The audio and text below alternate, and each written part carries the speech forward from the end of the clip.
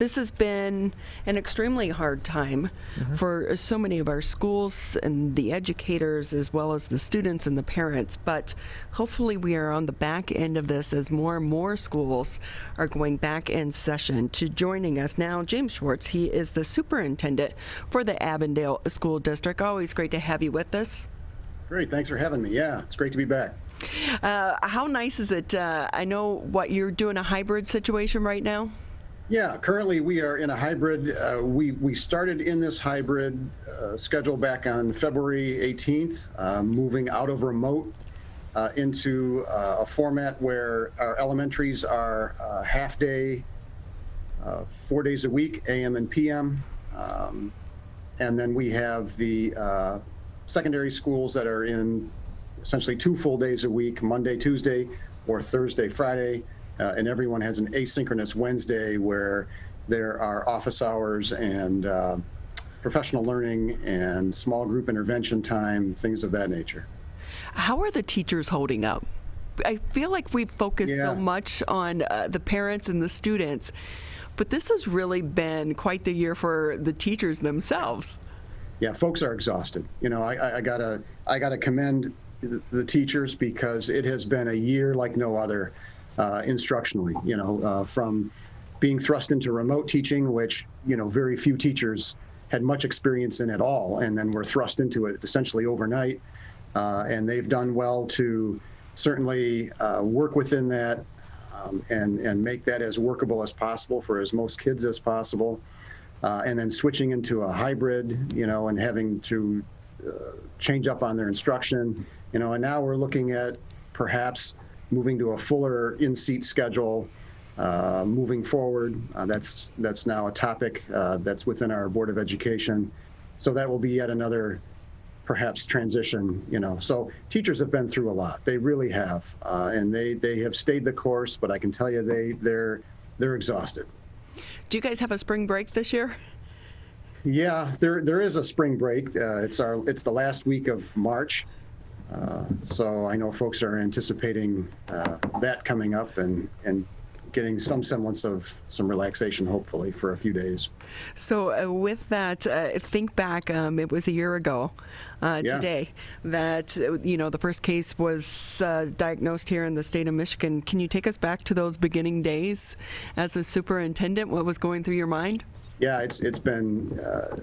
who'd have thought that a year later we'd still be in this situation? I mean, I think when we went out, when the governor had called everybody out a year ago, and we were all overnight into a remote strategy for instruction, we thought, this will be a couple weeks and we'll be back. No one thought that here, a year out, we're still contending with all of the awkwardness and of this COVID environment, and how it's still affecting us. Oh my gosh. And think about, did you guys get any type of heads up prior to the public that the schools were going to be shutting down and going remote? Yeah, maybe 12 hours. So not a lot of time to prepare, right? Not a lot. No. So it was certainly a moment of after you got the stomach out of your throat, then it became, what do we do? How do we approach this? You start strategizing right away with, how to keep the boots on the ground. So the good thing now is obviously the vaccine is becoming more widely available. It is giving us a little bit of hope. We are seeing the numbers continue to be low here in the state of Michigan, and more importantly, the number of hospitalizations and the number of deaths.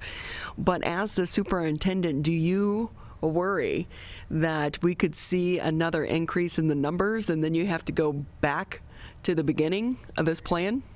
Well, I mean, that certainly is a possibility. Am I worried about it? I'm not really worried about it. I think we've got protocols in place, certainly, that, help in that both prevention and response to COVID. We've been very methodical in terms of trying to, stay the course. throughout the year, and resultingly, we've stayed remote most of the year. As other districts have gone in and then have had these false starts and stops where they've had to retract and go back. And we've been very careful to take a path that provided more of a guarantee of consistency. And I think as we're stepping out into hybrid and as we're looking at perhaps moving further into in-seat opportunities, again, we're doing that rather methodically with our protocols so that we're not having to retract. Are we going to have classes perhaps that may be quarantined, or parts of classes that could perhaps be quarantined? Yeah, but it's not going to be to the district detriment where we're all shut down, where the whole district is going down, or even a school building would be going down per se. I don't see, and certainly the epidemiologists aren't saying that we would see a surge perhaps of that magnitude that would create that. So, I think we've been fairly stable through this, and again, consistent. Being in a pandemic, our philosophy has been we don't want to be the first canary in the mine. That's a good analogy. Something like this, we're learning from other folks, other districts, other people's mistakes, as well as successes. But with that, we did have the CDC come out with new guidelines this week for vaccinated people. Your response to that, does that help ease some of the anxiety of going back to in-person learning? It does, because previous guidance has been really stuck on that 6-foot distancing and not a whole lot of wiggle room. The current CDC guidelines have loosened that, to where you have 6 feet where applicable, or as to the extent possible. And so that does help from a classroom capacity standpoint to be able to accommodate, more students in your schools. So that definitely helps with, provided that you're layering in all of the other mitigations, that is helpful. Yeah, because, back when the school buildings were being built, COVID wasn't around. It's not like you designed a classroom to be 6 feet apart. So kind of hard to change that overnight. That is one area that you can't change, is the physicality of a building. But as we go forward, let's look at the end of the school year. And also, we're hearing so much more about learning loss. I don't have kids, but, I know so many people with kids. How is your district looking at that and trying to address that issue and to see if maybe there is an issue? For Certainly. some kids, they did better remotely. Yeah, and certainly there are those where the remote situation worked very well for them. But there's also a large percentage of folks that it has not worked well for. So, our response to the questions that come up, well, how are you going to catch my kid up? And we're getting, certainly those questions from all venues. In a couple of things. We're looking at more of an enhanced summer school program, summer camp, learning camp opportunities across the board from, K through 12. So we're going to have quite a robust offering of both remedial, tutorial, as well as accelerated sessions of academics throughout the summer. We're also looking at a new school calendar, which has us returning back to school, more toward the middle of August. So getting students back into session perhaps earlier than what has been in previous years. We're also looking at offering intersession opportunities in next year, a week-long intersession opportunity in October and another one in February that would allow for specific remediation classes, tutorial classes, and so on through those weeks, again, designated to help catch students up. So between those opportunities, the summer school opportunities, that certainly is a start. There's been so much talk right now about standardized testing. Some people are saying this is not the time to try to, force a standardized test down the throats of our kids because we're still trying to just get them back onto a schedule. Other people are saying we need to have some type of baseline to know where the students are. Your thoughts on that? So I agree in that we need baseline testing and we need to have growth assessments that we're looking at, and I think that can be done within district. That is being done within district. Do we need state standardized tests and the high stakes pressure of those? No, we don't. The impetus to do statewide testing is a couple of things. One is so that the legislators can rank schools. And I totally agree that we should not be doing high stakes standardized testing right now and ranking people and then penalizing people, that don't do well. I mean, this is not a time for that. And it's being driven, aside from legislators that want to do those things to schools, it's driven by testing companies that don't want to lose money for not having testing. So, because obviously it's a big financial loss for them if we're not doing testing. But if you think about the kids and what the kids need, not what the companies need, not what the legislators need, but what the kids need. The kids need growth assessments and the NWEA assessments, things like that we're doing in-house are certainly helpful for us to gauge instruction and move instruction along for those students appropriately without all of the anxiety and high stakes applied by state testing. James Schwarz with us here on the MegaCast. He's the superintendent for the Avondale School District. And with that superintendent, can we talk a little bit about money and the budget? We have a lot of bickering going on back and forth up in Lansing about how to disperse some of this money for the school districts. How is your district doing when it comes to the budget? And how do you even plan for a budget not knowing how much money you're getting from our elected leaders? Yeah, it's I'll say difficult at best. Financially, as far as Avondale goals, we're doing okay. We did have some student loss, as most districts have seen. Statewide, we've seen student losses. That does impact the budget. And so we've incorporated certainly those numbers moving forward. With the additional COVID dollars that districts have received does help to offset some of the general budget on some things, but a lot of those dollars are for supplemental. It's for supplemental services, supplemental supplies, those kinds of things. So while that is helpful, it doesn't necessarily save your budget. We are looking at the year ahead. Basically looking at, some slight increases coming from the state. Those aren't guaranteed yet, but that's something that we're more or less banking on at this point. But a lot's going to depend on what happens with enrollment between now and next fall. So, we're trying to weigh those things carefully when we're looking at current expenditures. So I'm thinking about some of these kids going back to school and back in the classroom, having to get out of those pajamas before noon. But so many kids were also so excited. What's been the response from the students?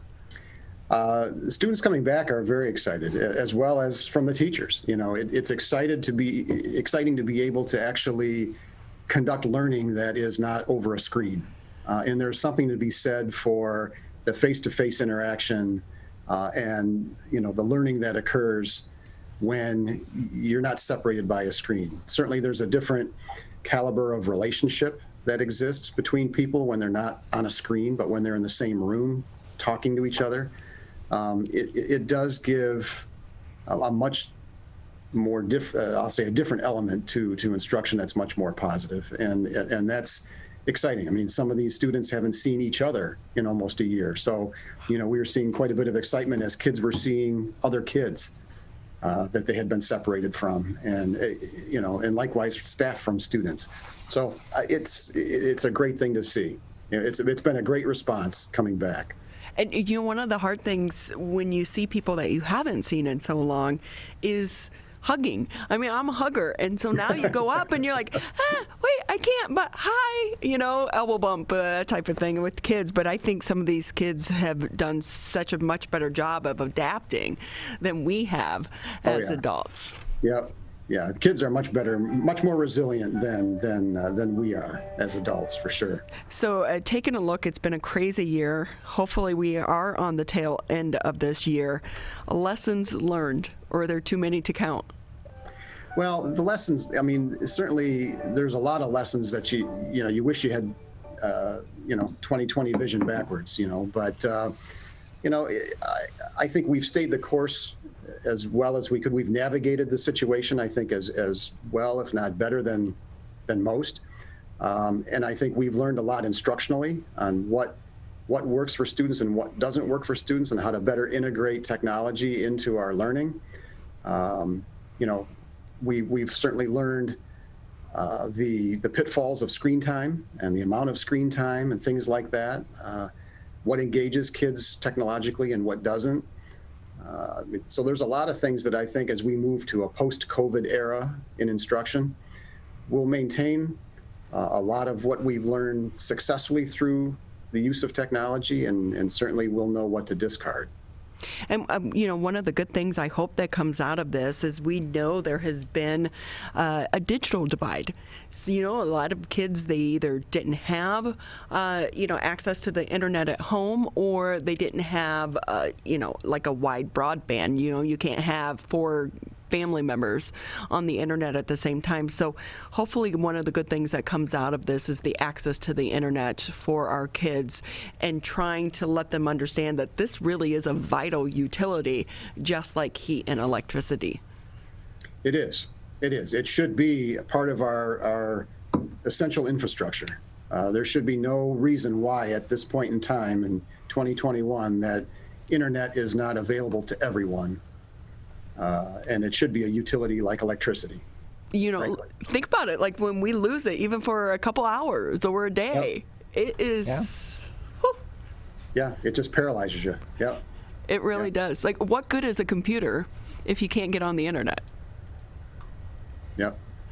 So with that, James Schwarz with us here. He's the superintendent for the Avondale School District, today marking year 1 year since the first COVID-19 case was diagnosed here in the state of Michigan. It's always been great having you with us here on the show.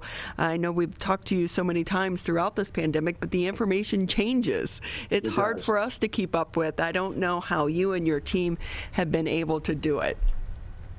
It is. It's a very fluid situation, and and it takes a lot of flexibility, and you have to make the best of the situation as it presents you on a day-to-day basis, and a lot of times you have to switch gears and change operation, which it's very difficult to pivot an organization quickly, and we've been able to do so relatively over this period. But it's to our earlier discussion, it's taking its toll. People are exhausted. Well, I think I will advocate for some of the CARES Act dollars to go to all of our educators. And we can't give all of you a vacation, at least a spa day, something to relax, because you have all earned it over this past year. So hang in there. Hopefully we are coming to the end. Will do. I appreciate being here. Thank you.